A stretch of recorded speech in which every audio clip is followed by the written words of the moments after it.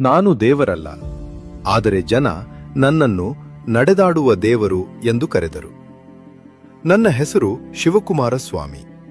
ನಾನು ಹುಟ್ಟಿದ್ದು 1 ಏಪ್ರಿಲ್ 1907 ರಾಮನಗರ ಜಿಲ್ಲೆಯ ವೀರಾಪುರ ಎಂಬ ಸಣ್ಣ ಹಳ್ಳಿಯಲ್ಲಿ. ಬಡತನ ನನ್ನ ಜೊತೆ ಹುಟ್ಟಿತ್ತು, ಆದರೆ ಅದೇ ನನಗೆ ಮಾನವೀಯತೆಯನ್ನು ಕಲಿಸಿತು.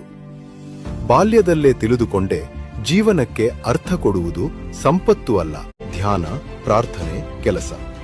ಆಹಾರ ಕಡಿಮೆ, ಸೇವೆ ಅಪಾರ. ವಯಸ್ಸು ನನ್ನನ್ನು ತಡೆಯಲಿಲ್ಲ. ಒಂದು ದಿನವೂ ನಾನು ಕೆಲಸ ನಿಲ್ಲಿಸಲಿಲ್ಲ.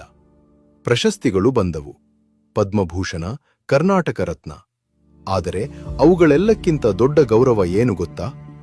ಒಬ್ಬ ಬಡಮಗ ಓದಿ ಒಬ್ಬ ಉತ್ತಮ ನಾಗರಿಕನಾದಾಗ ಅವನ ಕಣ್ಣಲ್ಲಿ ಕಾಣುವ ಆತ್ಮವಿಶ್ವಾಸ. ನಾನು ಹೇಳುವುದಿಲ್ಲ ನನ್ನನ್ನು ಪೂಜಿಸಿ ಎಂದು. ನಾನು ಕೇಳುವುದು